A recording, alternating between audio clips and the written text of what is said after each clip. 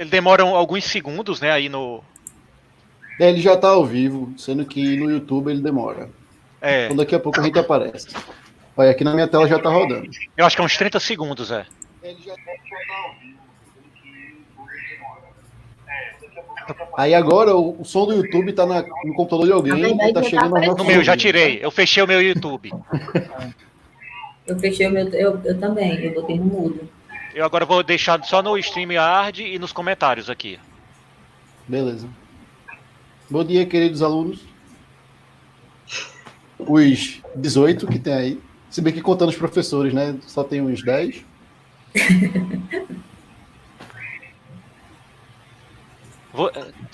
Já tem gente assistindo aí que não são os que estão presentes aqui nessa sala, né? Tem. Tem. Uns 26. Tem aqui João André, tem... Quem mais? Cícero José, Lisandra, Cícero Wesley. O pessoal começou a se manifestar. Lucas, ó. Moab, Lucas. Vão falando aí, só pra gente ter uma noção. Matheus. A Paola, tá? Pedro Henrique se empolgou e mandou uma risada do além ali. O pessoal dando um bom dia aqui. Pronto. Thiago Bessa. Vixe, a gente começou e fez, foi cair o número aí. Tava 21. Tá vendo? Caiu. É porque apareceu a cara feia da gente, né? A gente tá aguardando, gente, o professor Thiago chegar, tá? Deu um probleminha aí. Ele volta já. A gente tomou o curso, pessoal. Isso é a verdade.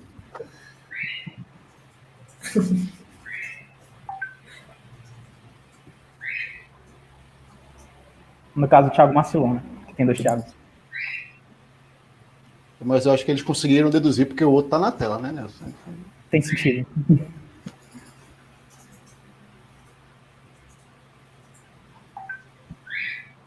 E aí, quantas novidades aí? Tá todo mundo bem?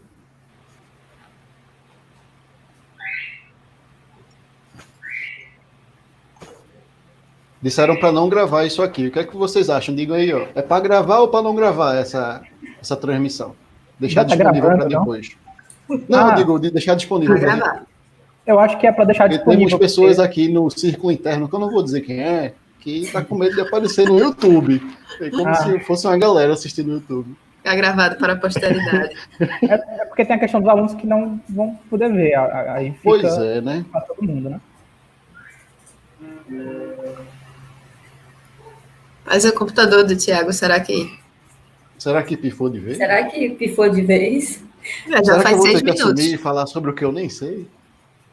Ele mandou nada não, no...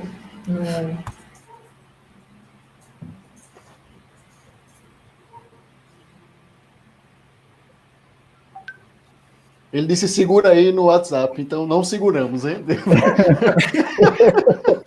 Deu errado já.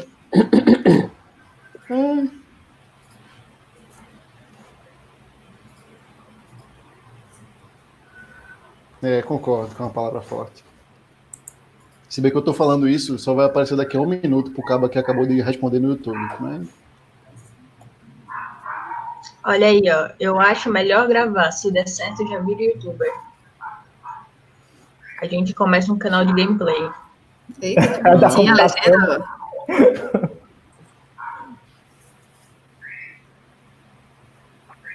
Fazer um time de Dota ou de League of Legends. Aí, pera, você tenta botar algum comentário na tela pra gente ir testando, ó? Esses do YouTube? Ele já pôs. Já tem um banner rolando lá. Ah, já? Eu nem vi. O nosso mestre de cerimônias teve problemas técnicos. O Marcelo pediu 1 minuto. No Windows. Ah, sim, tô vendo aqui.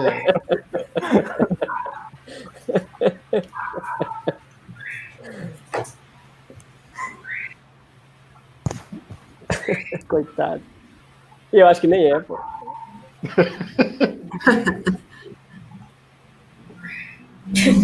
Ele usa o Windows.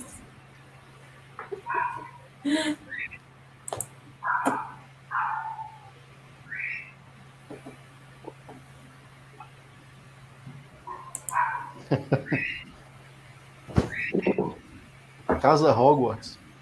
Pronto, ele tá dizendo 1 minuto. Como é que ele sabe? Isso aí é pior, ele dá a estimativa do computador. É feito você vai imprimir uma coisa, a impressora não imprime, pô. Você tá morrendo de pressa, aí não sai nem a pau aquele papel. É. Falem de que casa de Hogwarts nós somos.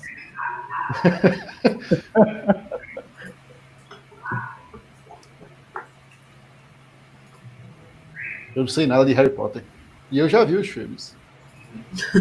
Eu também, eu já vi, mas não lembro dos detalhes. Eu lembro. Opa, Olha aí, chegou. Meu computador resolveu pifar e deixa agora. Tô usando a minha esposa. Eita, Não tá ligando mais nem a pau. que isso, pô? Isso é maldição. Não ligou mais, cara. Peguei o da Paloma bem rápido. Gente, Pronto, eu acho que por mim a gente pode começar. Já tem quantas pessoas? Vou nem dizer pra tu não ficar triste. Obrigada.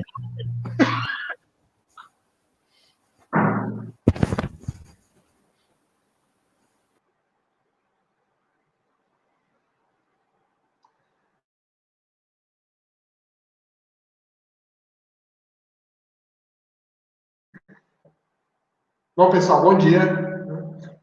Eu sou o Thiago, coordenador da computação. Bem-vindos aí ao primeiro Common, né, que a gente está organizando para vocês, né? A ideia aqui do Common é que sejam realmente reuniões semanais aí para a gente estar tratando de assuntos da computação, né? Enquanto as aulas não voltam, a gente achou importante ter esse canal aqui de comunicação entre os professores, o curso de um modo geral e os alunos, né? Então, a gente pensou em fazer esses eventos semanais, tá? Com esses temas ligados à ciência da computação, mas são temas extremamente variados, né? Vocês vão ver coisas aqui que certamente, algumas que seriam tratadas em sala de aula, mas a maioria que certamente nem seria tratado em sala de aula, são coisas mais são assuntos mais abrangentes, digamos assim, certo? A ideia mesmo é ter essa ponte de ligação entre aluno, professor, né, entre curso e aluno, que é para não se perder esse contato entre a gente, tá bom? Nesse primeiro Common, a gente quis fazer algo bem simples, né? Como é o primeiro e os alunos novatos não tiveram a oportunidade de experimentar aí uma apresentação do curso de forma apropriada, né? A gente achou por bem fazer isso no nosso primeiro Common. Tá? Esse primeiro Common vai ser mais a apresentação do curso, né? Apresentação dos professores, um pouco das áreas, um pouco do curso, um pouco sobre a apresentação, sobre a coordenação, um pouco sobre o CA também, de um modo geral. Tá? Então, vamos lá, sobre o curso. Antes disso, se vocês tiverem perguntas, vocês podem deixar nos comentários, tá bom? Vocês deixam nos comentários, no final de cada bloco, a gente vai dar uma olhada nos comentários das perguntas que tem aí a gente vai e responde aqui, tá bom? Então, vamos começar, a gente queria começar falando sobre o curso, né, principalmente para os alunos novatos. Tá? O nosso curso, atualmente, ele conta com 7 docentes, de áreas variadas, né? Eles vão se apresentar depois, tá? A gente ainda tem mais 5 docentes a contratar, né? Então, quando o curso tiver 100%, né, ele vai ter 12 docentes. Né? E, hoje em dia, né, no nosso PPC atual, nós temos o aluno para integralizar, né, para se formar, ele precisa cumprir alguns requisitos. Né? Ele precisa, obviamente, cumprir todas as cadeiras obrigatórias, que hoje são 32 cadeiras obrigatórias, tá? Mais estágio supervisionado, mais TCC, tá? E mais 8 cadeiras optativas. Tá? Essas cadeiras, o aluno pode escolher basicamente qualquer cadeira optativa que estiver sendo ofertada no semestre que ele quer fazer, tá? Se ele quiser cumprir uma trilha, ele precisa fazer, se eu não me engano, cada trilha são 7 cadeiras. Né? Cada trilha são 7 cadeiras. Então, 6 ou 7. Agora eu não estou me acordando bem. Mas ele precisa fazer essas cadeiras dessa trilha. Ainda sobra aí mais umas 2 cadeiras para ele fazer de qualquer professor, de qualquer área. Mas se ele quiser seguir a trilha, né, a trilha é composta por 6 cadeiras de determinada área, né, dentre 3, né, que a gente tem, que é a área de redes, a área de engenharia de software e a área de ciência de dados. Tá? E então, o aluno precisa fazer, para cumprir a trilha, ele precisa fazer as cadeiras daquela trilha, as 6 cadeiras daquela trilha optativas. Se ele não quiser seguir uma trilha, não tem problema, ele pode se formar como generalista, né? Ele pode fazer as cadeiras optativas que ele quiser, tá? Uma de uma área, outra de outra, não tem o mínimo problema. Tá? Ele também pode fazer isso, ok? Lembrando, como eu tinha falado antes, o aluno precisa fazer estágio supervisionado e TCC. Né? E aí, estágio supervisionado, como vocês já devem saber, o aluno, quando estiver lá pelo 7º, 8º semestre, por aí, ele vai junto com a coordenação, né? Entrar procurar, junto também com outro órgão da universidade de estágio, né? Ele vai procurar um estágio, né? Vai informar a coordenação que está fazendo esse estágio, vai trazer o contrato tudo direitinho para a gente computar isso, né? E por determinado período de tempo, ele vai fazer esse estágio supervisionado, vai ter um supervisor, né? Que vai analisar relatórios periódicos do aluno, né, para saber como é que ele está indo, como é que ele está saindo no estágio dele. Né? O TCC também, eu imagino que vocês já saibam o que é, né, trabalho de conclusão de curso. Né? Cada aluno vai ter aí um orientador que vai orientá-lo nesse trabalho, né, seja uma monografia ou o que quer que seja aí que seja exigido, né? E normalmente é a monografia, né? E o aluno vai redigir essa monografia junto com o professor, fazer um trabalho aí científico, né? E no final ele vai ser avaliado por uma banca, né? Uma banca de professores que vai determinar se ele passa ou não e qual a nota dele. Então, quando o aluno cumprir as 32 cadeiras obrigatórias, está supervisionado, TCC e as cadeiras optativas, aí sim ele está... tem mais uma coisa também, né, que é as atividades complementares. Né? Não, a gente não pode esquecer isso. O aluno precisa cumprir um determinado número de créditos de atividades complementares. Tá? Se eu não me engano, são 11 créditos. Se eu não me engano, são 11 créditos, 11 ou 12. E ele precisa fazer atividades de ensino, pesquisa, extensão e algumas outras atividades aí, culturais. Né? E, então, o aluno, o que são atividades de pesquisa, né? IC, principalmente, né, para vocês. Né? O aluno precisa cumprir determinadas horas de iniciação científica, atividades de ensino, o aluno precisa cumprir determinadas horas de iniciação à docência, no caso, principalmente, né? No caso de monitoria, ele também precisa cumprir determinadas horas de extensão aí, fazendo algum projeto de extensão junto a algum professor. Não precisa ser o professor do curso, obrigatoriamente, mas ele precisa fazer esse determinado número de horas, tá bom? E atividades culturais, enfim, são as mais diversas, a gente vai ter essas atividades computadas direitinho quando a gente terminar de redigir as normas do colegiado. Mas quando o aluno fizer tudo isso, então ele está apto a se formar, né, finalmente. No curso de Ciência da Computação, ao contrário é o primeiro curso, na verdade, de Ciência da Computação aqui da região, acho que vocês, não sei se vocês estão cientes disso, né?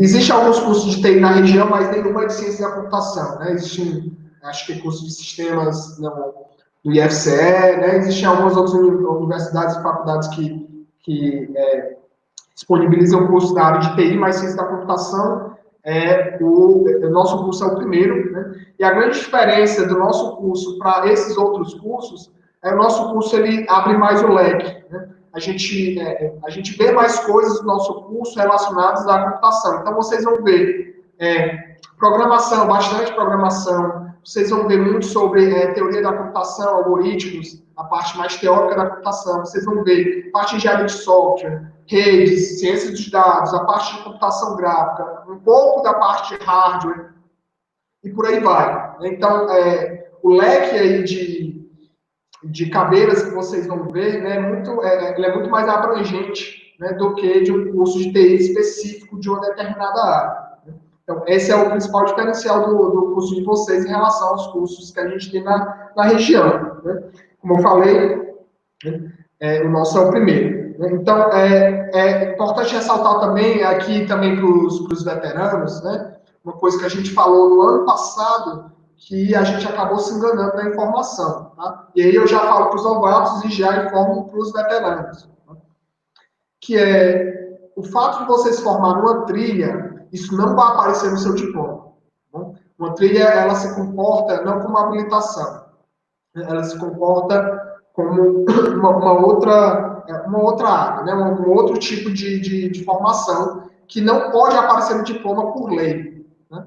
Então, o fato de você se formar em uma trilha, vai aparecer as cadeiras no seu histórico, né? Mas não vai aparecer, não é como se fosse uma habilitação, não vai aparecer no seu diploma, tá bom? Que fique claro quando se você escolher fazer uma trilha, seguir uma trilha, né? Isso é mais como se fosse uma sugestão do curso, né? Se você quiser ficar muito bom ali numa área, né? Você segue aquelas cadeiras ali que você eventualmente chega no nível de especialização, um pouco maior do que nas outras áreas, né? Quando eu digo especialização, eu não estou falando da pós, né? Eu estou falando de um nível de conhecimento, digamos assim. É um conhecimento um pouco mais apurado em determinada área do que nas outras. Tá? Então, que isso fique bem claro, né? Se vocês escolherem fazer uma trilha, isso não vai aparecer no diploma de vocês. Okay? Então, eu acabei de falar sobre o curso agora, e o Roberto, o professor Roberto, que é o vice-coordenador, ele vai falar um pouco sobre a coordenação, ok?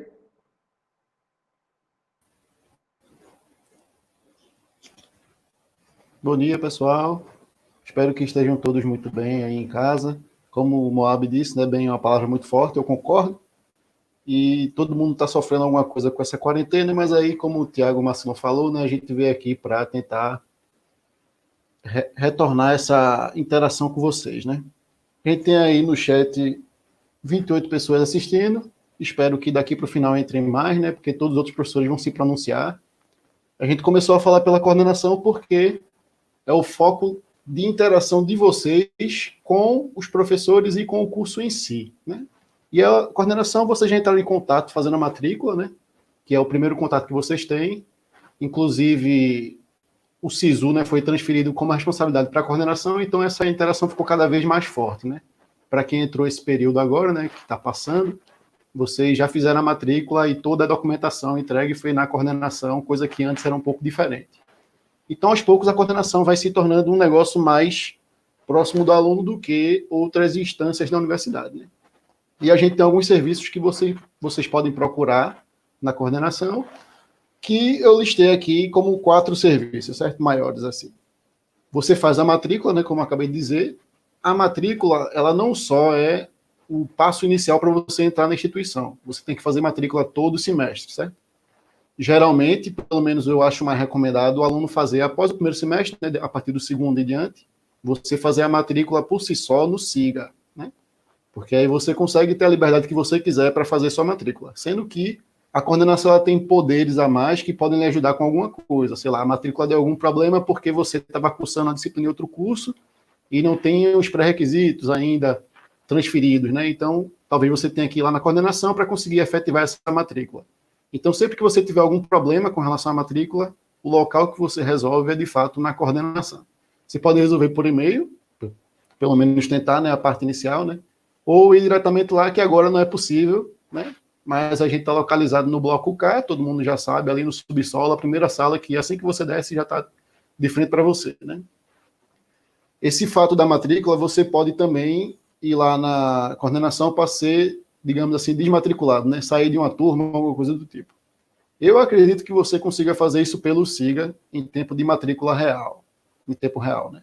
Você consegue fazer sozinho. Mas se não conseguir, qualquer coisa, a coordenação pode lhe ajudar com isso, tá bom? Outra coisa é sobre trancamento. Pode acontecer de você querer trancar o curso, seja lá por qual razão, né?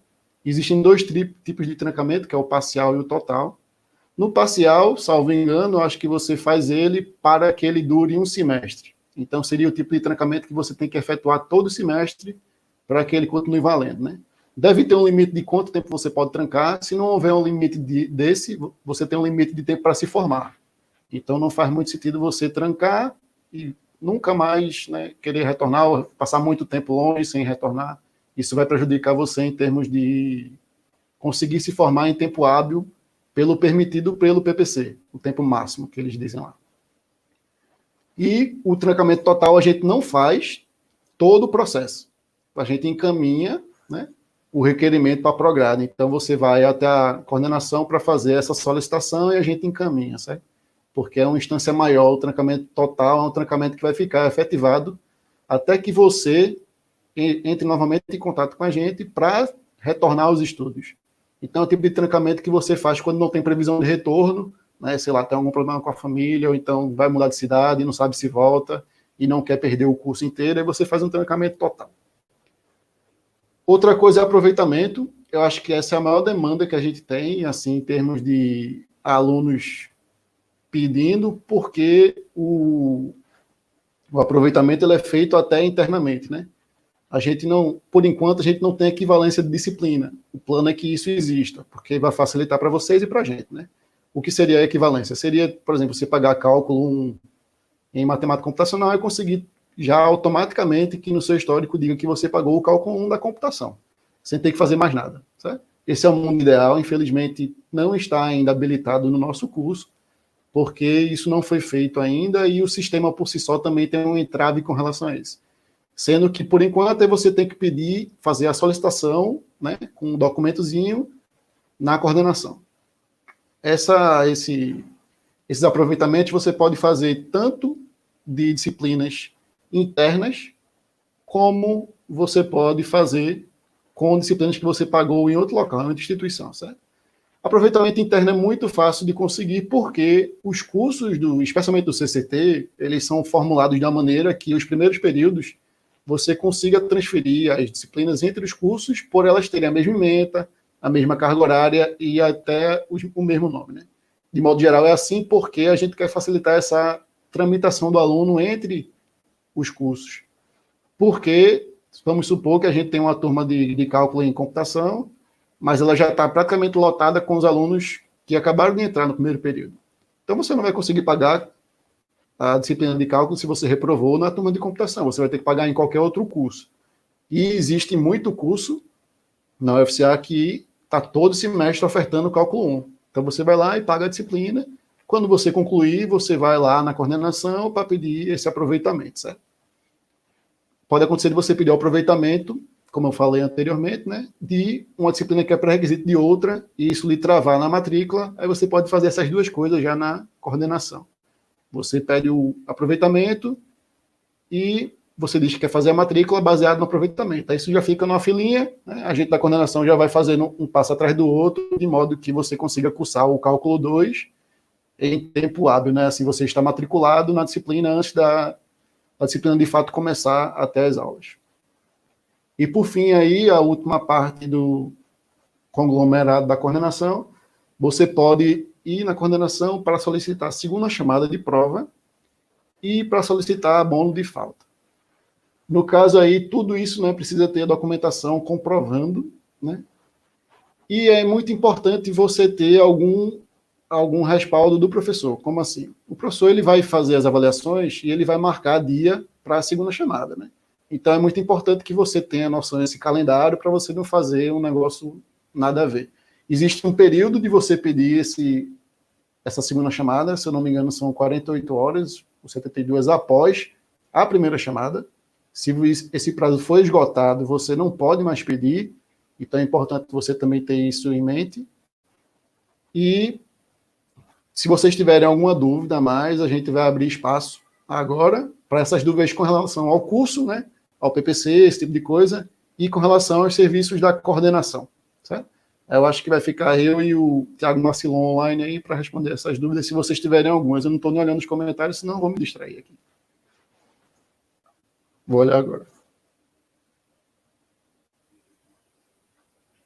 Bom, pessoal, eu vi que tinha uma dúvida aqui do Samuel, né? Eu queria saber sobre o novo PPC, né? Uma excelente pergunta, na verdade. O que é que acontece? Com aí a Covid, né? Antes da Covid, o prazo para a implementação do PPC, do novo PPC, era 31/12, ou seja, no próximo ano, esse novo PPC já estaria implementado. Mas com a Covid, então o PPC era o PPC chamado de PPC da extensão, né? Onde a extensão seria integralizada aí na formação de vocês, né? Na grade de vocês teriam um tempo aí, uma certa carga horária relativa, especialmente à extensão. Veja que tem uma diferença entre atividades complementares e o que eu estou falando, né? Vocês ainda precisariam fazer atividades complementares, normal, né? Mas, além disso, na grade de vocês teria um tempo reservado para a extensão. E esse era o conhecido famigerado PPC da extensão, né? Só que aí com a chegada aí da Covid, né, fazer extensão se tornou bem mais difícil por razões óbvias, né? A extensão é um trabalho que a universidade faz, os alunos, os professores fazem para a comunidade, né? Como a gente, por enquanto, e a gente não sabe por quanto tempo, né, esse contato vai estar prejudicado, esse contato pessoal, né? Então, a Prograde achou por bem suspender temporariamente a implementação desses PPCs, tá bom? Então, o novo PPC, o PPC da extensão, não vai ser implementado no próximo ano, muito provavelmente. Tá? Claro, a gente não sabe nada, a gente não tem nada certo ainda 100%, né? Mas, muito provavelmente, o PPC novo não vai ser implementado no próximo ano. Tá?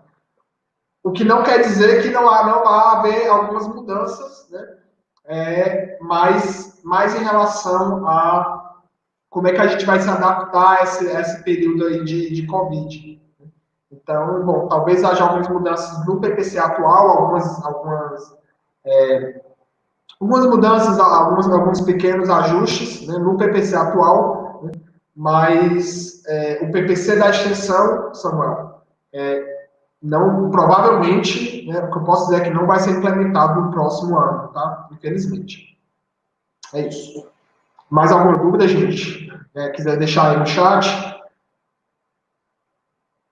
Alguma dúvida para a coordenação? Nenhuma? Bom, depois vocês vão ter mais oportunidades, né? Mas, então, já que não há mais perguntas, a gente passa, então, para a fala. A coordenação acabou a sua fala, né? Agora o CA vai falar um pouco, né, sobre eles, né? Através da Gabriela. Então, Gabriela. Olá, pessoal, bom dia. Estou aqui representando o CA. Para quem não sabe, o CA é a entidade que representa os alunos. A gente atualmente é composto por um coordenador geral, um vice-coordenador, um secretário de finanças, um secretário de cultura, ciência e eventos, um de assuntos estudantis e um de comunicação, e também contando com um suplente. Para quem não sabe muito o que é que o CA faz, o Centro Acadêmico, ele cuida de muitas coisas, como criar a Semana da Computação, que é a semana do curso. A gente também participa das reuniões com os professores. Atualmente, a gente está...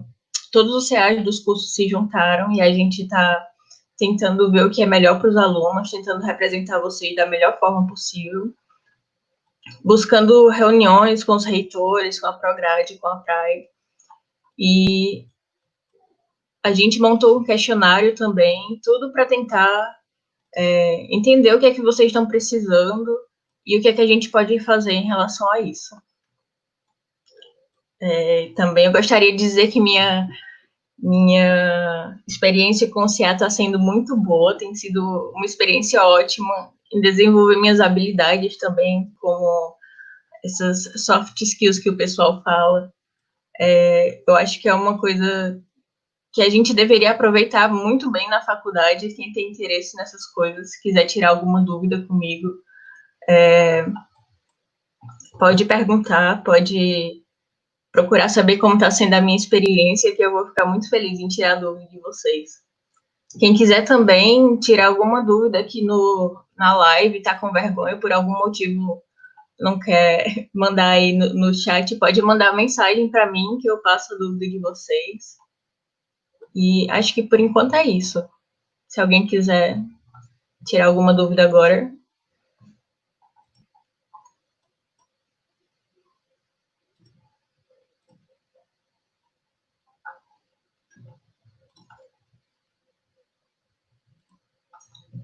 Se alguém quiser também perguntar alguma coisa sobre a minha experiência,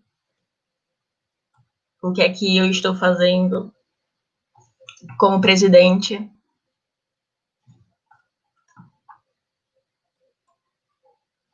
Aí o Thiago mandou, é importante que os alunos se aproximem do centro acadêmico.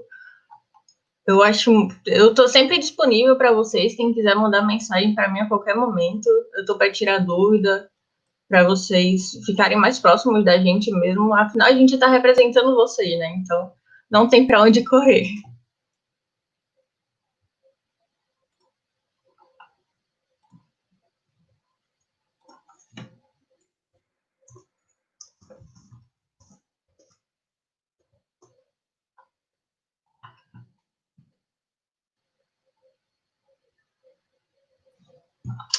O que estou fazendo como presidente? Gente, agora, atualmente, eu me juntei com os outros CAs e a gente está procurando entender o que é que vocês estão passando durante a pandemia, para a gente achar as melhores opções possíveis, né, em relação a tudo que está acontecendo, representar vocês da melhor maneira possível. A gente está procurando uma reunião agora com os reitores, a gente está aguardando ainda, então não tem muito o que falar ainda.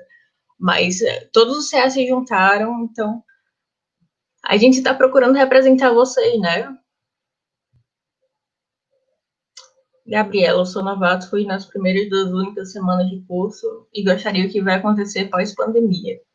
Aí não é comigo, né? Ainda não foi decidido, mas assim que a gente souber, eu mando para vocês.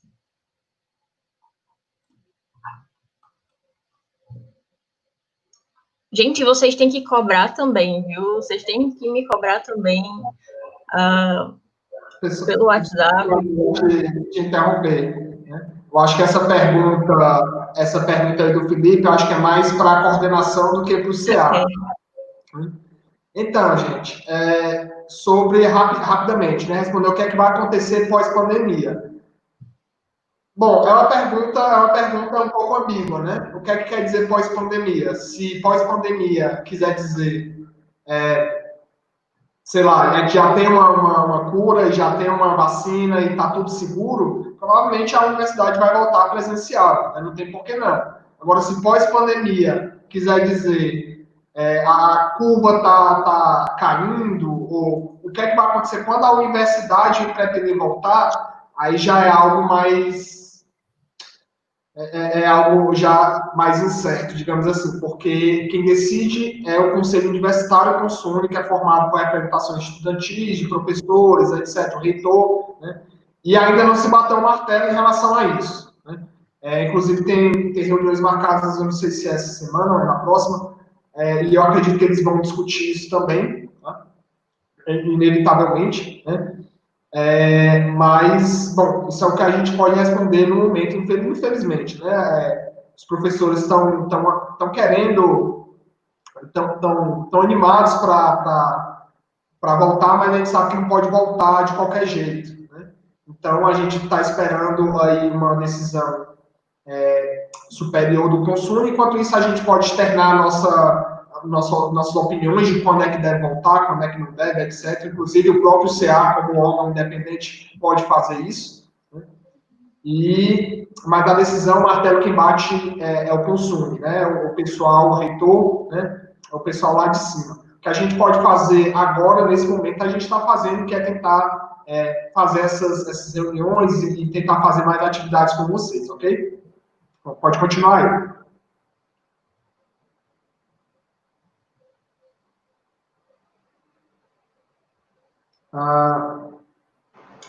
Prazo, pode... Pronto. Pronto, gente. Então, tem mais alguma pergunta para o CA? Se tiver alguma pergunta aí para o CA, acredito que... Bom, pelo jeito não, né? Então, a gente vai começar aqui a falar, os professores vão se apresentar, tá? Os professores, atualmente temos 7 professores, tá? Cada um vai se apresentar ali mais ou menos rapidamente, né? Falar a sua área, falar um pouco de você mesmo, tá? E a gente vai começar, então, com a professora Camila. Bom dia, pessoal. Obrigado pela presença, por estarem aqui acompanhando esse evento com a gente. Meu nome é Camila Oliveira. Eu vou falar um pouquinho para vocês sobre a minha formação e também sobre a minha área de atuação. Eu sou de Fortaleza e fiz minha graduação na Universidade Federal do Ceará, em Ciências da Computação. Como desde a graduação eu comecei a fazer um pouco de iniciação científica, eu engrenei diretamente no mestrado com o meu professor orientador da graduação, que foi o meu primeiro mestrado, e fiz um estágio de mestrado no Canadá, na Universidade de Ottawa. Após terminar o mestrado, eu comecei diretamente o doutorado, fui fazer o doutorado na França, e em seguida fiz um pós-doc no Canadá, em outra universidade, na Universidade de Sherbrooke. Como o Thiago falou para vocês, na computação tem várias grandes áreas, né? E a minha área é a rede de computadores. Desde a minha graduação, eu me interessei por essa área, me integrei no grupo de pesquisa de redes da Universidade Federal do Ceará e comecei a engatinhar lá no comecinho já, mesmo fazendo trabalhos mais básicos e simples, mas comecei a me integrar do assunto e estudar o que tinha para ser estudado em níveis básicos, né?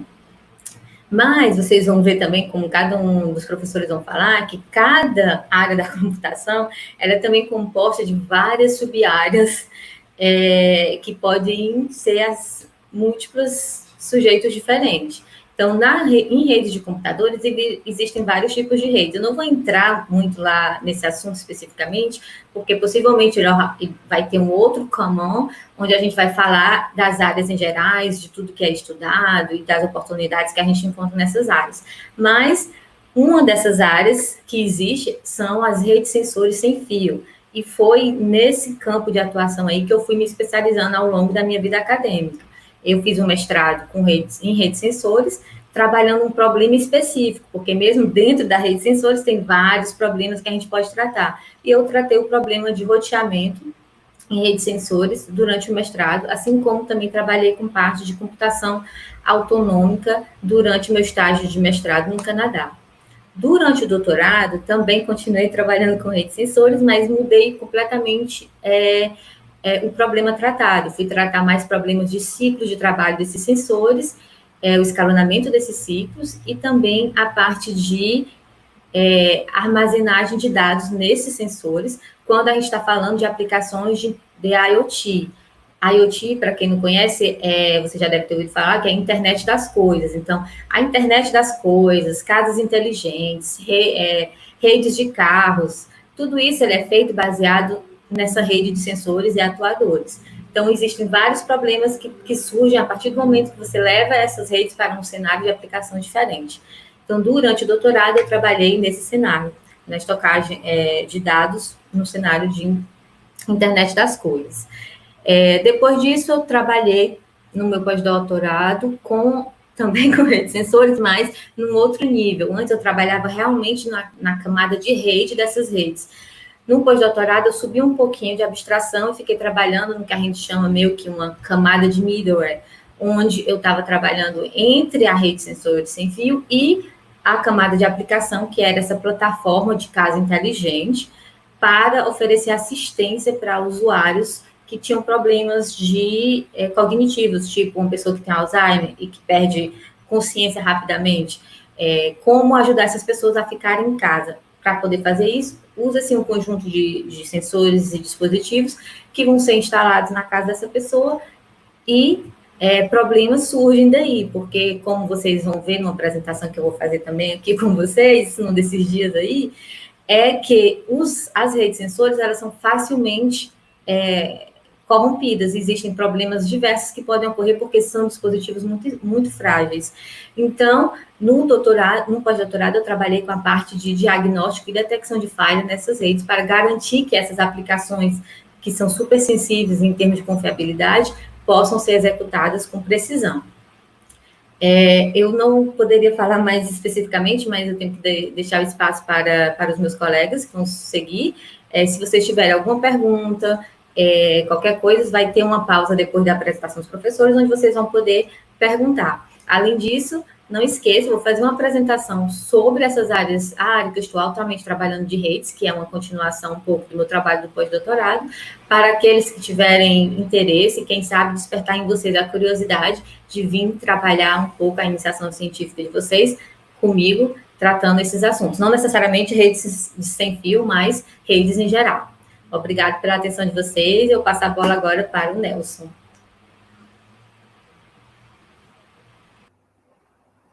Opa, gente.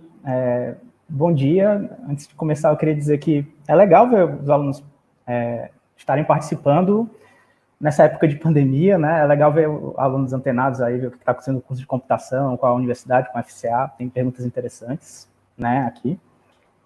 Mas indo para a pauta de me apresentar, né? O meu nome é Nelson Carvalho Sandes. Eu sou professor da UFCA desde 2019, ou seja, eu fui recentemente contratado, né? Eu sou formado em Ciência da Computação pela Universidade de Fortaleza. Tenho mestrado e doutorado em Informática Aplicada, também pela Universidade de Fortaleza, certo? Atualmente eu estou ensinando as cadeiras de Introdução à Programação em C, tanto para a Ciência da Computação quanto para Matemática Computacional, e estou com a cadeira de Circuitos Digitais para Computação.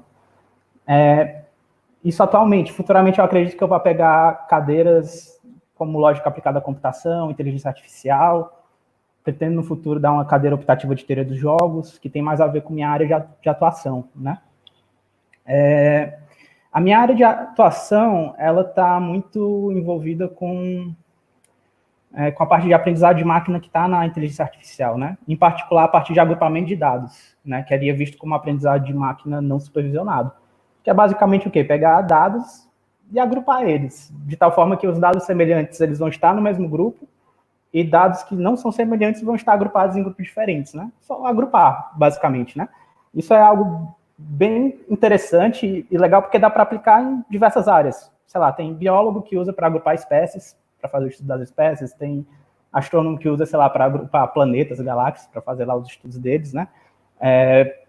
O pessoal do marketing, né, agrupa pessoas, clientes de empresas, de uma forma que os clientes ficam no mesmo grupo e eles poderiam até tentar desenvolver, sei lá, um produto para aquele nicho de mercado, para aquele grupo, né? A minha pesquisa tenta ver essa parte de agrupamento de dados de uma perspectiva da teoria dos jogos cooperativos, né?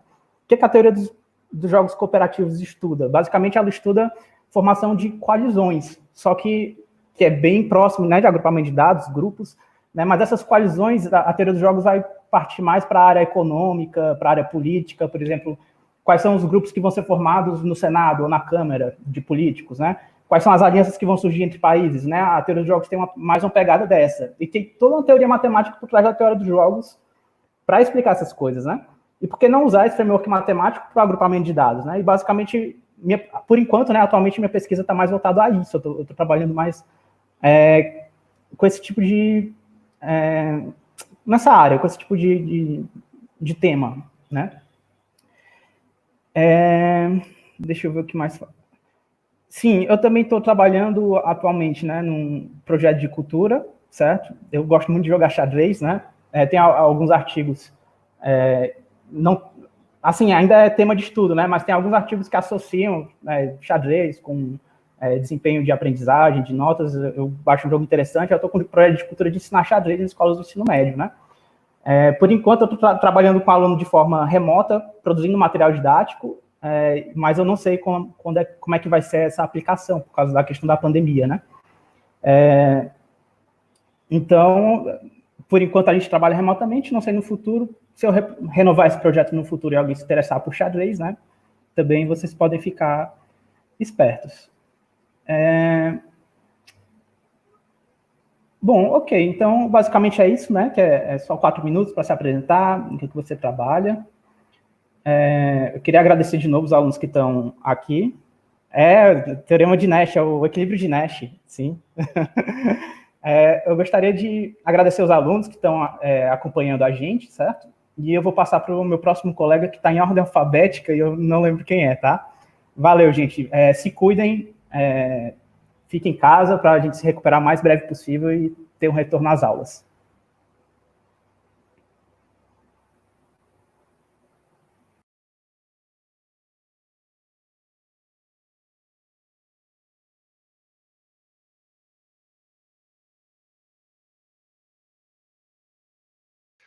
Paola, você está sem áudio. Perdão me intrometer aqui. Ok, né? Ligeiro problema técnico. Bom dia, pessoal. Meu nome é Paola, sou professora da UFCA na área de engenharia de software. Queria dar boas-vindas aos calouros, né? E aí um bom retorno àqueles alunos já veteranos. Eu vou compartilhar a tela, porque só um minuto. Guia do Chrome. Vou compartilhar a tela, preparei alguns slides aqui para mostrar.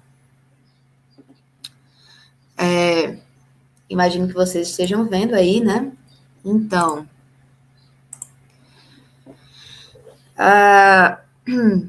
eu sou formada em Ciência da Computação, né? Minha formação foi toda em Ciência da Computação na UFPE, eu sou de Recife, e aí eu concluí essa formação, né, com o meu doutorado por lá.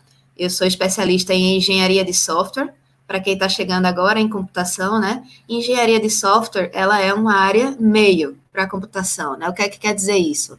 Quer dizer que a gente trabalha na construção de teorias, métodos, processos, ferramentas, ou seja, tudo que envolve aí a construção de software, né? Então, aí é um grande guarda-chuva, onde várias pequenas áreas estão se inserindo, mas todas com esse objetivo voltado para o desenvolvimento de software de uma forma mais eficiente, né? Eficiente no sentido da gente ter um desenvolvimento mais produtivo e um produto com uma qualidade melhor também, né? Com menos erros e menos problemas de segurança, etc. Dentro da engenharia de software, minha formação foi, principalmente no doutorado, né? Foi a parte de gerência de configuração. Então, a gerência de configuração, ela lida com o setup de uma equipe de desenvolvimento de software, né? Então, como é que várias pessoas vão trabalhar de uma forma assíncrona, né? De repente, até trabalhando, de forma distribuída ao redor do mundo. E aí, a gente vai ter várias pessoas contribuindo com o mesmo repositório, né? Além disso, né, de ser professora da UFCA desde 2019, eu também já dei aula na Unibratec, uma universidade particular em Recife, e também fui professora substituta da UFPE, né, ao longo aí de 2017 e 2018. E aí eu vou falar um pouco sobre a minha área de pesquisa, né, que é dentro da engenharia de software, como eu já falei, a gerência de configuração.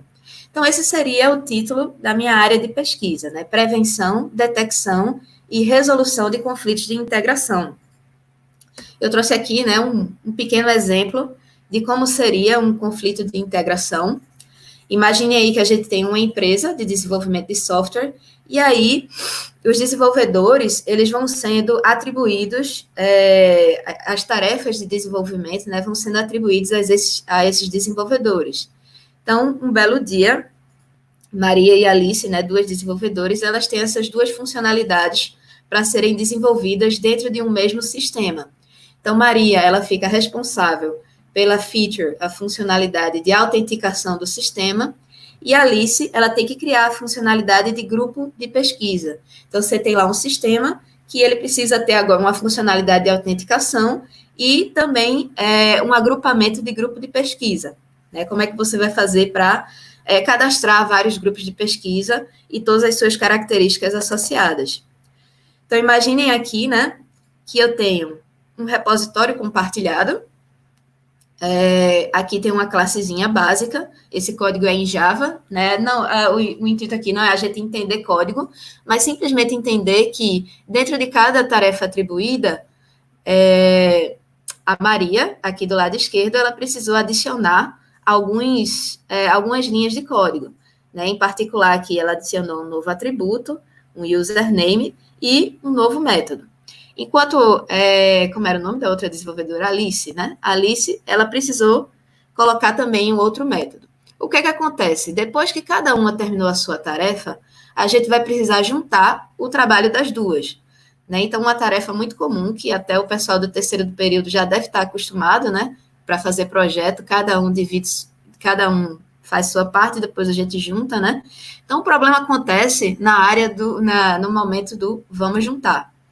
Então, aí no momento de juntar esse código, né, de integrar as diferentes tarefas de desenvolvimento, podem ocorrer conflitos, né? Então, aí existe toda uma gama de tipos de conflitos que podem acontecer. Eu não vou entrar em muitos detalhes, né, mas a gente pode ter conflitos, porque você mexeu no mesmo arquivo, nas mesmas linhas, né? Então, aí tem um conflito sintático textual, né? Ou então a gente pode ter um conflito por a gente ter ambiguidade de funções, né? Aqui a gente vai ter duas funções que têm o mesmo nome, então o compilador ele não sabe qual das duas ele deve executar. E a gente pode ter conflitos de teste também, ou seja, a tarefa que Maria fez está atrapalhando na tarefa que Alice fez. Né? Então, aí o software ele vai passar a ter um comportamento não esperado, certo? Então, esses conflitos de integração, né? Existem aí vários estudos e vários grupos de pesquisa ao redor do mundo que tentam lidar com esse problema, né? E a gente sabe, através dos estudos desses grupos de pesquisa, que os conflitos de integração, eles ocorrem frequentemente, é um problema, né? E resolver esses conflitos de integração pode ser uma tarefa tediosa e propensa a erros. Ou seja, como consequência do problema dos conflitos de integração, a gente pode ter um impacto negativo na produtividade do desenvolvimento e na qualidade do produto final. Né? Imagina aí que a gente vai acabar lançando um produto com erros devido a essa integração mal feita, né? E aí, existem várias abordagens para reduzir a ocorrência de conflitos. Minha área de pesquisa a grande área é essa, né? A gente trabalha com diferentes abordagens e eu especificamente trabalho em alguma dessas abordagens. Né? Depois, quem quiser conversar comigo, a gente pode trocar uma conversa, né? Me mandar e-mail. Mas, assim, só citando algumas coisas que a gente pode fazer para diminuir esse problema, a primeira seria ordenar tarefas conflitantes para que não ocorram de forma paralela. Então, lá no começo, quando a gente deu a tarefa A para Maria e a tarefa B para Alice, a gente não imaginou que essas duas tarefas iriam conflitar. Se a gente tivesse algum modo de deduzir que essas tarefas iriam conflitar, a gente podia fazer um novo escalonamento que permitisse que essas tarefas não fossem executadas de forma paralela. A outra forma é detectar esses conflitos de forma proativa. Ou seja, antes desse conflito se tornar material, digamos, no momento da integração, a gente poderia detectar eles proativamente. Né? Então, o conflito, no momento que ele está ocorrendo, a gente dá um alerta para o desenvolvedor e aí ele consegue resolver isso de forma mais cedo, né? Antes que se torne um problema tão grande. Outra abordagem seria resolver conflitos automaticamente. Então, hoje a gente já tem algumas ferramentas que conseguem resolver alguns tipos de conflitos de forma automática, o que reduz o esforço da integração. Né? Alguns conflitos a gente consegue resolver automaticamente, outros não. Né? Uma grande dúvida aí, né? Como é que a gente faz para resolver conflitos. E outro é uma parte mais teórica, né? A gente quer entender quais são os fatores técnicos e organizacionais que levam a uma maior ocorrência de conflitos. Então, a gente sabe, por exemplo, muita gente trabalhando no mesmo arquivo pode levar a mais conflitos. Isso é um pensamento lógico, né? Intuitivo, mas a gente tenta levantar evidências de que isso realmente existe, né? Não fica só na intuição. E aí a gente tem, baseado nessas evidências, como sugerir melhores práticas de desenvolvimento. Ok, gente? Então, acho que era isso que eu tinha, né, para mostrar para vocês, falar um pouquinho rapidamente da pesquisa. Fiquem à vontade aí para colocar dúvidas no chat, ou então me mandar e-mail depois, e a gente pode conversar mais. E aí eu passo a palavra para o próximo docente.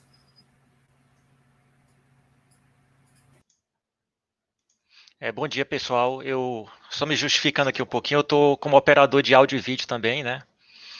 Então, começando, eu sou o Rafael Perazzo, certo? A maioria das pessoas aqui me conhece apenas como Perazzo. A minha formação é inteira em ciência da computação. Eu fiz graduação na Universidade Estadual do Ceará, mestrado na Universidade Federal de São Carlos. No mestrado eu já comecei, desde a graduação, né, eu já tinha interesse em redes de computadores. Na época eu queria ser hacker, né? Não consegui, né?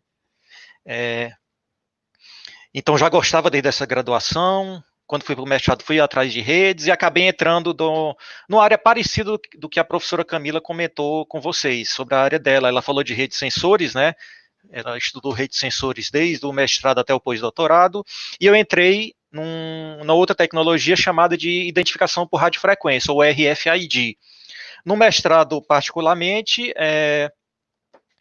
eu atuei mais na área de segurança para esses dispositivos. O que é uma etiqueta RFID? É um dispositivo, é um pequeno dispositivo, né, que tem uma antena lá no centro, tem um pequeno processador e uma antena lá no centro, certo? Onde a função que ele exerce no meio é identificar pessoas e objetos, certo? Como trata-se de um pequeno dispositivo e não de um computador, ele tem um poder de processamento, poder de memória muito limitado, certo? Então não consigo aplicar os mecanismos de segurança que a gente aplica para computador convencional nesse tipo de dispositivo. Então, no mestrado, eu trabalhei na implementação de um algoritmo criptográfico para esse tipo de dispositivo, certo? Lembrando que algoritmo para esse tipo de dispositivo ele tem uma série de limitações, então não posso aplicar qualquer um, certo? Depois, no doutorado, também em redes de computadores, eu tentei sair um pouquinho lá do RFID, entrar numa área um pouquinho mais abrangente, que é a área que a professora Camila também já falou, né, de Internet das Coisas, ou Internet of Things, né, IoT. Eu tentei começar trabalhando no IoT, mas como o RFID é uma tecnologia que faz parte também da internet das coisas, eu acabei entrando um pouquinho mais totalmente para a área de identificação por radiofrequência novamente. Só que aí eu saí um pouco da segurança e entrei mais para a parte de protocolo de acesso ao meio, ou seja, como que várias etiquetas ao mesmo tempo vão disputar o mesmo meio de comunicação, que é o AR, né? Então, eu trabalhei no desenvolvimento de mecanismos para melhorar o desempenho desses algoritmos, certo? Esses algoritmos de acesso ao meio desse tipo de dispositivos. Ok? Agora, entrando um pouquinho, isso foi a questão da minha formação, da área de pesquisa. Eu sempre estudei identificação por radiofrequência, certo? Eu sempre gostei também muito de código, de codificar mesmo, né? Então, mesmo indo um pouco para a área de redes de computadores, eu nunca deixei de colocar a mão na massa mesmo, de codificar, certo? Eu sempre gostei dessa parte, tanto na área de segurança, com algoritmo de criptografia, quanto na área de acesso ao meio, né? Que é melhorar o desempenho. Aqui na UFCA, eu estou desde 2007, eu comecei no curso de Engenharia Civil, na área de computação básica, né? De programação, a parte básica da programação. Desde o ano passado, quando o curso de ciência da computação começou, eu peguei a metade da turma de introdução à ciência da computação, certo? Esse ano, a gente começou por 2 semanas, né?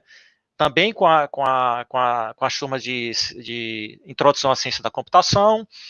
Um pouco mais para frente, eu aproveitei esses 2 meses e meio, para já começar a estudar as disciplinas que a gente vai pegar lá na frente, né? A primeira delas é essa programação concorrente, certo? Como eu gosto muito de codificar, é uma área que eu tenho muito interesse, estudei bastante esse assunto no doutorado. Aí vou entrar também, juntamente com a professora Camila, na parte de redes de computadores, né, segurança de redes, entre outras, certo? E atualmente, saindo um pouquinho dessa parte da pesquisa mesmo, eu tenho trabalhado bastante, desde que todo esse problema começou aqui, né, no mundo, né, eu comecei bastante a voltar a codificar a desenvolver aplicativos Android, né, aplicativos para dispositivos Android, para celular. Tenho trabalhado bastante com análise de dados, certo? Com a biblioteca Pandas, lá do Python. Tenho trabalhado bastante também com... Eu não sei nem se existe um termo, eu não conheço o termo em português, chama web crawling, né? Com a biblioteca chamada Scrap, lá do Python também, né? E estou aí à disposição de vocês, pessoal. Vocês devem ter... Eu estou vindo, certo, para a UF, estou sozinho aqui na UFCA, porque aqui eu tenho um ambiente mais adequado para trabalhar, e estou à disposição aí para ajudá-los no que for necessário. Eu já tenho alguns planejamentos aí para a gente, algum planejamento para quando a gente voltar presencialmente, de montar um grupo de estudo aqui. Acho que valeria a pena, não para os alunos recém-ingressos, né, mas principalmente para os alunos que já estão no terceiro, daqui a pouco vão para o quarto, né, para a gente tentar ver a viabilidade aí, eu não sei, eu ainda vou pensar como é que a gente faria isso daí, de montar um grupinho de estudos aí para a gente começar a produzir aplicativos Android, certo? A gente trabalhar com aplicativos Android, porque a gente, além de exercitar os conceitos que a gente aprende, né, de estrutura de dados, programação, a gente começa a exercitar também a apresentação, né, a gente gerar algum produto real, por exemplo, lançar um pequeno aplicativo na loja de aplicativos do Google, por exemplo, né? Isso aí ajuda a motivar, certo? A gente sair só daquela questão de fazer aqueles, encontrar se o número é primo ou se o número não é primo, calcular se o número é perfeito, se o número não é perfeito, e a gente sai um pouquinho mais para a vida real, e a gente acaba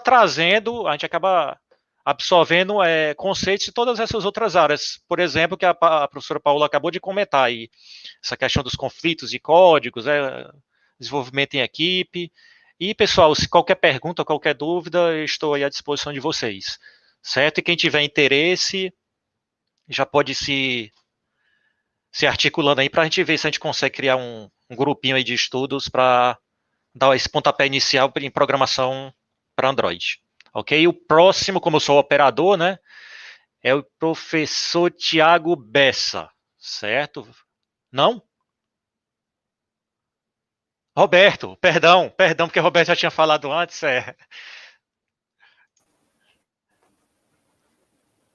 Se eu não faço não com a mão, hein? Dá errado.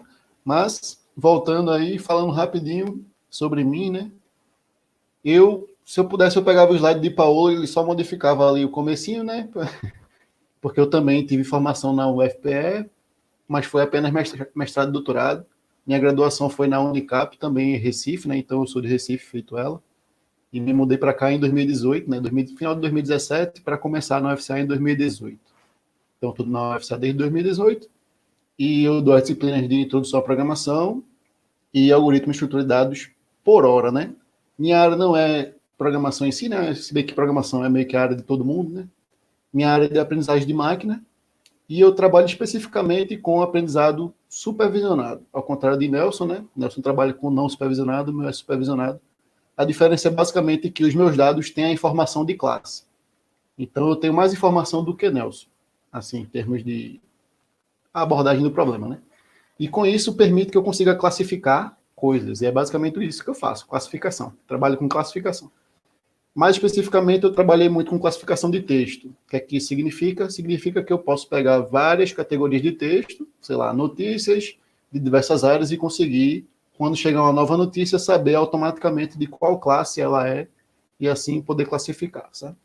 sendo que classificação era muito abrangente, eu posso usar para qualquer outra coisa, inclusive tudo que eu aprendi com classificação de documento, eu posso aplicar em qualquer outra área, só muda a aplicação. Então é uma área vasta e assim meio sem limite do que você pode fazer. Você pode detectar câncer com isso aí, você pode detectar doenças diversas usando imagens, você pode detectar, fazer biometria, qualquer tipo de biometria que você quiser, você faz usando também esse mesmo sistema, mesma ideia. E também na parte de aprendizado supervisionado tem a parte de regressão, que seria, sei lá, previsão de séries temporais. Então, eu poderia usar esse tipo de aplicação para fazer uma previsão de como o Covid vai se comportar, né? Ou para fazer uma previsão de uma bolsa de valores, né, de uma ação. Então, meio que essa aí é a minha área de estudo, né? Aprendizagem de máquina. Eu estarei assumindo a disciplina no futuro. Provavelmente eu serei bondoso e dividirei com o Nelson, né? Porque ele também merece fazer essa disciplina para vocês, porque é uma disciplina muito interessante. Eu acho que ele vai gostar também de apresentar para vocês. Aí, eventualmente, a gente vai trocando, né? Essa disciplina. E basicamente é isso. Eu acho que a apresentação curtinha aí, os alunos já me conhecem, porque eu acho que a maioria está pagando comigo, né? Eu acho que tem uns 25 novatos que não estão, para quem não me conhece, né, Roberto. E a gente se pega em AED1, né, na próxima disciplina, para quem passar em programação. Então, inevitavelmente, vocês vão me conhecer e ter contato comigo. Acho que quem vai agora é o Thiago Bessa, né? Isso mesmo. Já estamos aí dividindo a tela já. Já vou avançando, então. Então, eu vou fazer aqui o compartilhamento da tela também. Eu fiz uma apresentaçãozinha para ajudar.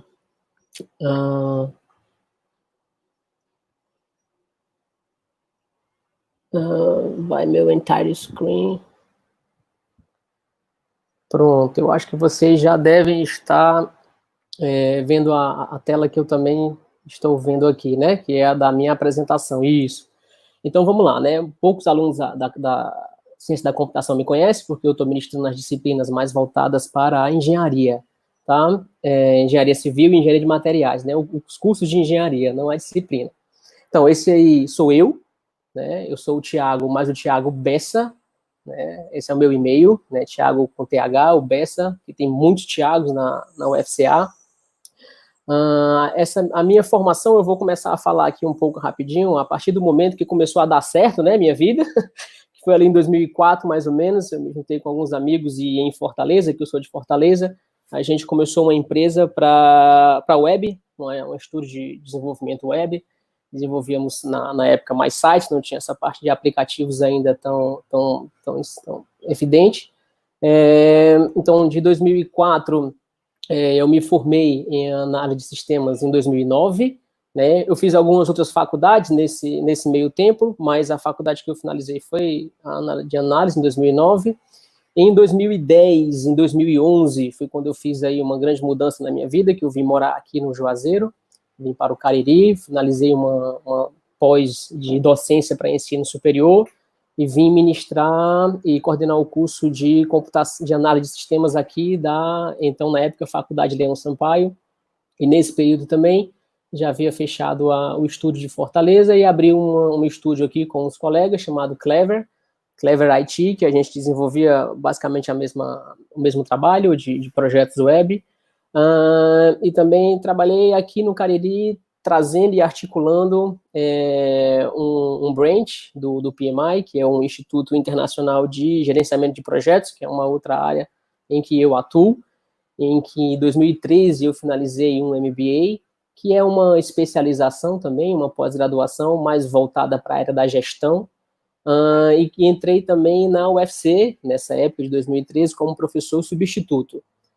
Em 2013.2, eu finalizei o mestrado em Ciência da Computação, lá no Centro de Informática da UFPE, e em 2015, 2020, onde a gente está nesse período agora, aí, eu entrei na UFCA como professor efetivo mesmo, aí terminei meu doutorado em Educação, em especialidade em TIC, né, Educação, no Instituto de Educação da Universidade de Lisboa, e onde eu ainda atuo lá, sempre no segundo semestre, como professor convidado do mestrado em Educação e Tecnologias Digitais. Então, eu comecei minha vida no mercado mesmo de trabalho e vim para a academia, porque ensinar é uma coisa que me dá prazer, E eu juntei essas duas coisas, e essas aí são mais ou menos as skills que eu desenvolvi durante esse tempo. E fiz uma conta assim, de padaria bem rápido. Nesse período, desenvolvi cerca de 120, 123 projetos de web. Tive 40 turmas, dá mais ou menos aí uns 1.700, 1.750 alunos nesses últimos anos aí. A minha área de interesse, assim, hoje, chama-se Computer Aided Design, que é desenho auxiliado por computador. Nós basicamente utilizamos a matemática, a geometria, para codificar formas paramétricas que nós podemos sair aí uma infinidade de coisas, porque é uma cadeira mais voltada para a engenharia, mas tem aplicação na computação também. E com essas formas, essas estruturas, né, nós podemos fazer muitas coisas, né? A própria construção em si, né, nós podemos simular essas obras no computador e para ver qual é a melhor forma, qual é a mais eficiente, e daí levar para fazer a construção. Essas formas são programadas, hoje utilizo Python mesmo para fazer a programação dessas formas, desses objetos. E esses objetos, depois de programados, como eu disse, nós podemos simular questões de eficiência energética, né? E aí construir o prédio ou não, ou fazer modificações, ou até fazer a parte da impressão 3D, prototipagem rápida, que é a área que eu estou atuando mais recentemente, né? E aí essas saídas da impressão 3D e da prototipagem rápida pode ser feita de várias formas, de vários materiais. Na universidade, aquilo que nós chamamos de fabricação digital, isso foi uma das habilidades que eu adquiri nesses últimos 5 anos, lá no meu doutorado, por mais que seja em educação, mas era um doutorado aplicado, né, na computação, em educação nessa área da computação. E atualmente eu atuo assim nesses 5 agentes aí. O primeiro de cima, que é o CRI, que é o Centro Regional de Inovação e Empreendedorismo aqui da região do Cariri. Ele é um centro que já existe, já faz um tempo, mas ele estava um pouco parado e vamos tentar retomar as atividades dele agora. Ele é um centro que trabalha extramuros da universidade, ele trabalha com a universidade, o poder público via prefeitura e o comércio via CDL, e a ideia é juntar esses 3 agentes e desenvolver a inovação e o empreendedorismo. Esse Code Computation and Design é o grupo de estudos da UFCA, em que eu faço parte. Ele é um grupo interdisciplinar, que ele tem alunos da engenharia, tem alunos do design, né? Falta agora receber alunos da computação, né? Não tinha ainda, até porque logo que eu retornei para a universidade, comecei a movimentar o grupo, paramos, né? Ficamos nessa pandemia. O segundo grupo aí, esse DCG, é um grupo da Universidade de Lisboa, em que eu mantenho um contato lá com eles ainda, então nós fazemos essa parceria. Também o Design Research Learning Environments, que é um grupo de estudos mais voltados para a área de ambientes virtuais de aprendizagem, que foi uma do meu estudo lá no doutorado, né, que foi desenvolver ambientes, codificar ambientes de aprendizagem online mesmo. Criei um ambiente de aprendizagem online, né, e apliquei no ensino de programação básica, ensinando Python. E o Cariri Valley, que eu gostaria de apresentar, que é um feeling aqui da região, né, das pessoas que nós nos reunimos. Quem somos nós, né? Todos nós, as pessoas interessadas em desenvolver essa parte tecnológica aqui da região do Cariri. Existe o Cariri Valley, né? Então, se você tiver interesse em conhecer mais, venha, chegue junto, né? Toda força, ela é bem-vinda. Quando voltar à normalidade aí, né, do mundo, enfim, a sala onde eu me encontro lá no campus de Juazeiro é a A28, logo no primeiro bloco, e esse aí é o meu e-mail, né, thiagobessa@ufca.edu.br, né? Então, sejam todos muito bem-vindos, né? E é isso, né? Muito obrigado. Quem tiver questões, dúvidas, né, fiquem à vontade. Eu espero logo também ministrar disciplinas para vocês no curso de computação, para que a gente se aproxime e desenvolva aí novos trabalhos em parceria, não é? Aí quem é o próximo? Pessoal, ó, eu, como sou operador de áudio e vídeo, eu entro na hora que eu quiser, né? É quem manda. Só esclarecimento, viu? O óculos é um óculos de filtro da luz azul, certo? Não tô querendo ser estiloso, não, viu? Valeu, pessoal. E aí, Marcelo? Pessoal, meu nome é Thiago. Eu acho que todos vocês já tiveram saber que eu tenho alguma coisa.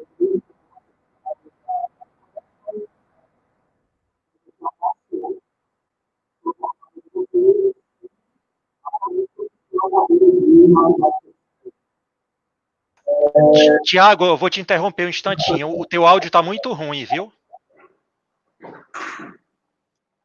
E agora? Melhorou? Tá ok agora, tá ok. Pedaço. Ok. Então, continuando, né?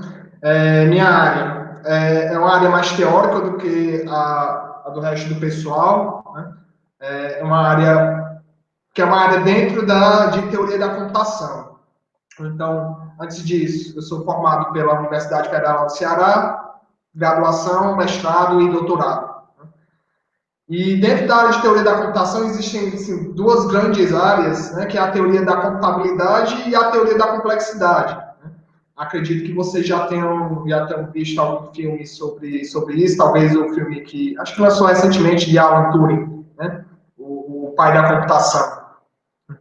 Então, Alan Turing, na década de 50, ele começou a desenvolver uma ideia do que seria o dispositivo computacional hoje em dia, né?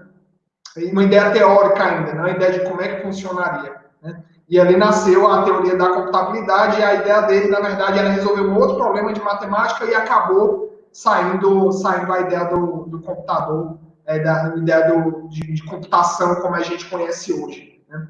Então, tem essa parte de teoria da computabilidade, mas existe também a parte de teoria da complexidade, né? Que é mais a minha área. Tá? A teoria da complexidade se preocupa em resolver problemas computacionais com determinadas restrições de tempo ou espaço, né? Digamos assim, tempo no sentido de tempo mesmo, espaço no sentido de espaço de armazenagem. Tá? Então, a gente, em teoria da complexidade, a gente se preocupa em classificar problemas dentro desses parâmetros. Tá? E, pessoalmente, eu trabalho com problemas computacionais, né? Teoria da complexidade voltado para problemas em gráficos. Eu não preparei nenhuma apresentação em slides, mas talvez alguns de vocês já conheçam o que é um grafo. Né? Um grafo são basicamente, colocando em termos bem grosseiros, né? São basicamente pontos e linhas ligando esses pontos. Né? Então, é um objeto matemático. Né? Mas esse objeto matemático ele consegue modelar uma quantidade bastante grande de aplicações. Né? Por exemplo, quando vocês pegam o celular e ativam o GPS de vocês, o Google Maps, para achar o menor caminho entre dois pontos da cidade. Né? A cidade pode ser vista como um grafo. Né? E aí, quando você ativa essa função do Google Maps para achar o menor caminho, ele roda lá dentro um algoritmo, né, que acha esse menor caminho. Né? Então, a minha área específica, né, de pesquisa é achar algoritmos eficientes para problemas em grafos, certo? Eventualmente também eu trabalho com teoria dos grafos, que é uma parte um pouco mais matemática, né? Mas sempre que eu trabalho com teoria dos grafos, a parte mais matemática é sempre para ajudar nessa parte de teoria de algoritmos, nessa parte mais de computação, né?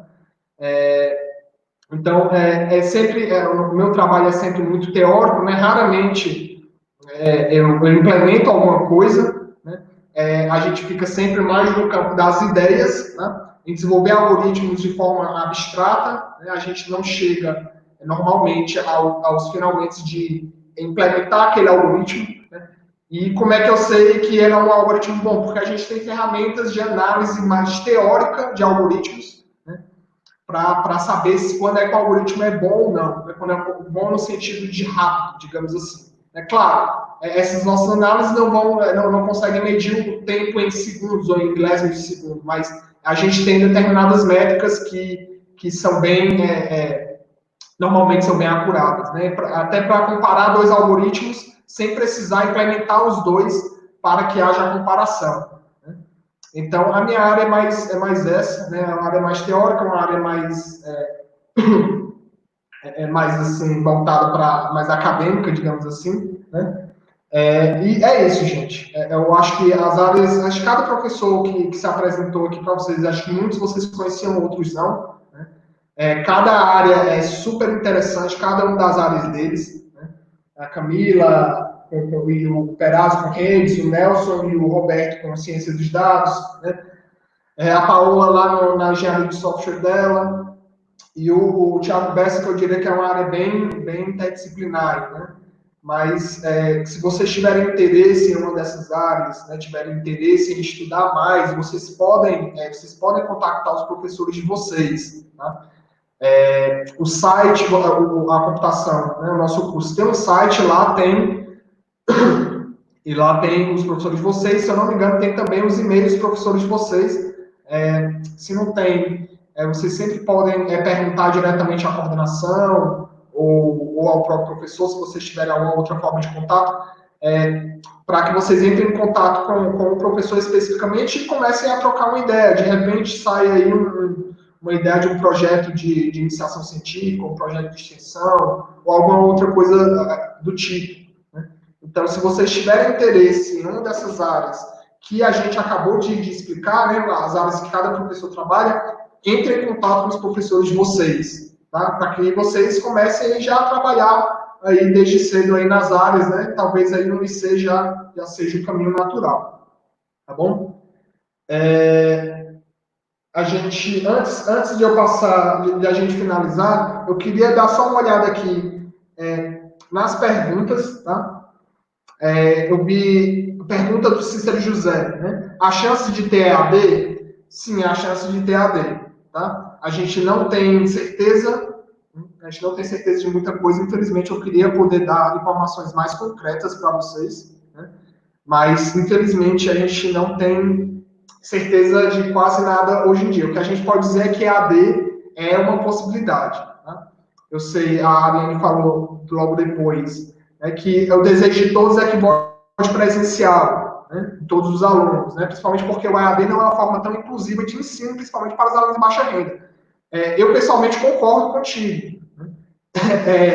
Claro, assim, no mundo ideal, a gente voltaria presencial, mas sem ser o risco do Covid. Mas a gente sabe que ou é uma coisa ou outra no momento. Né?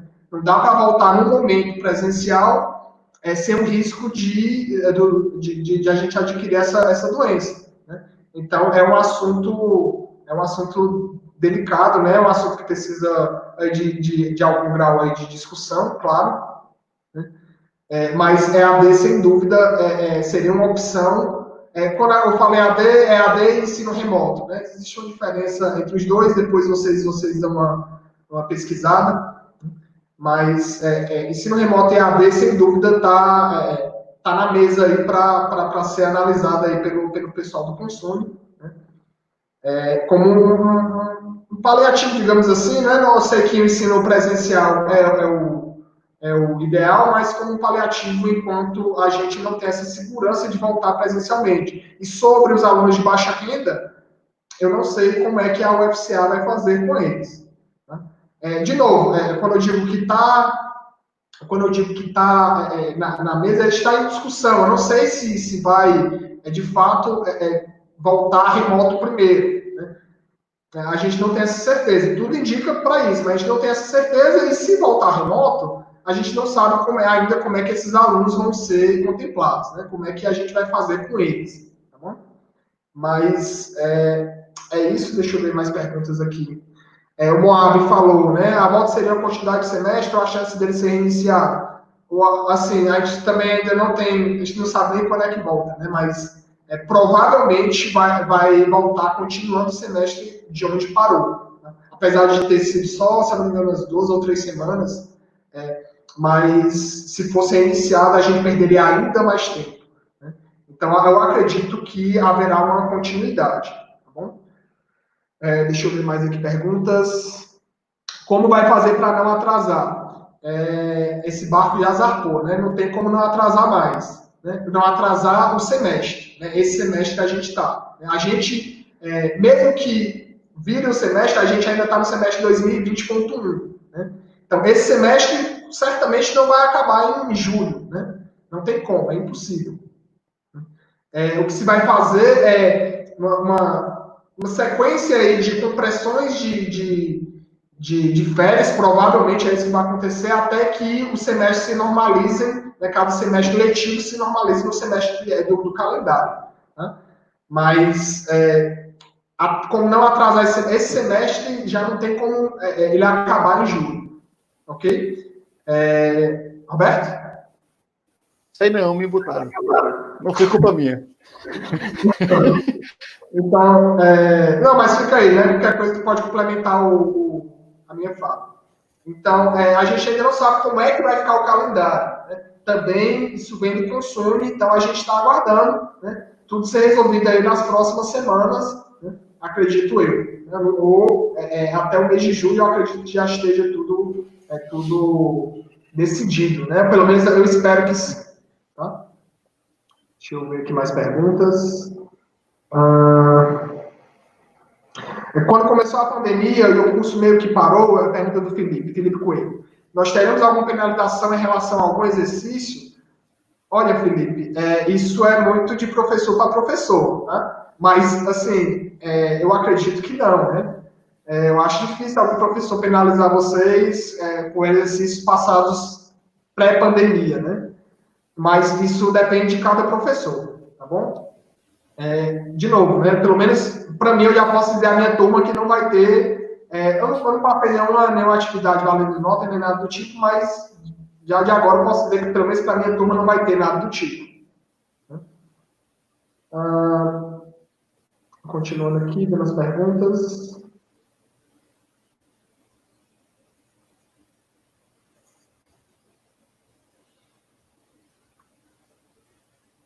Estou perguntando dos novos professores, né? Aquele professor que significa esses óculos.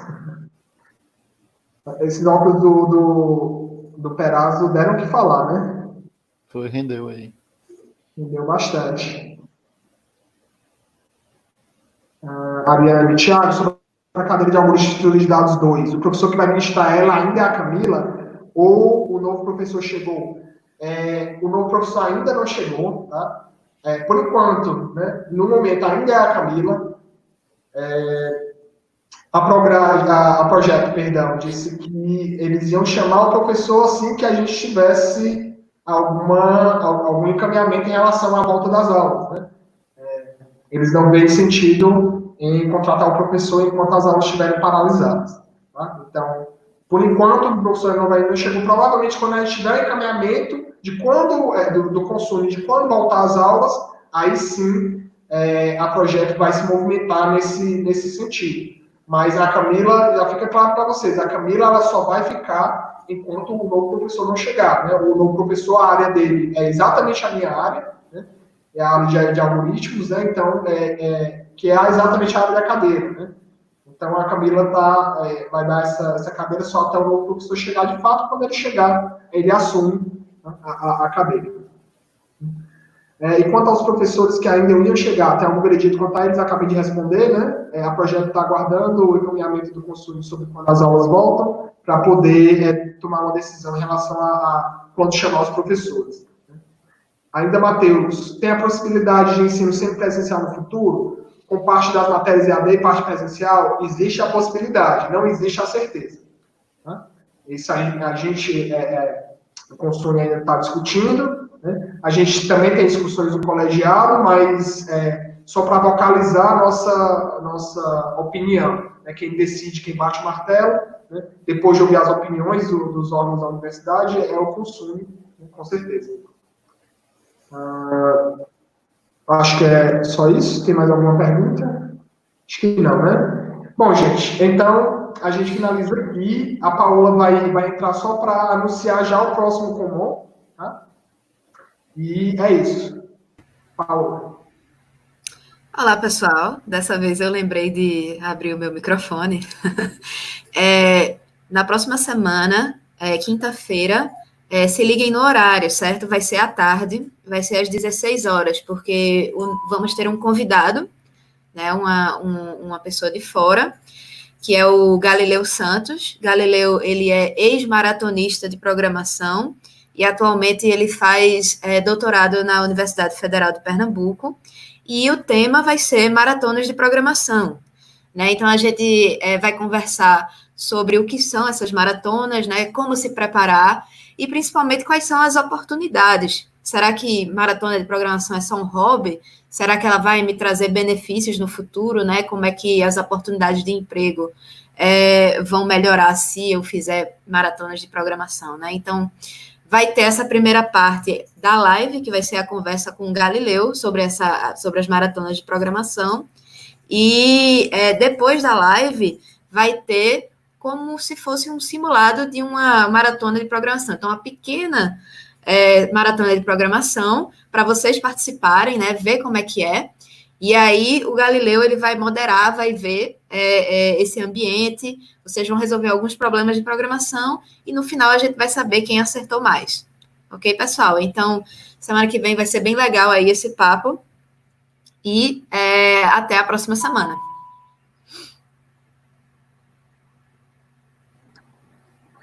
Então, gente, a gente finaliza aqui, tá? Fiquem atentos aí aos horários, né? A coordenação vai mandar esses horários, as informações direitinhas por e-mail e vai colocar no site também, tá? Então, fiquem atentos e até próxima quinta-feira.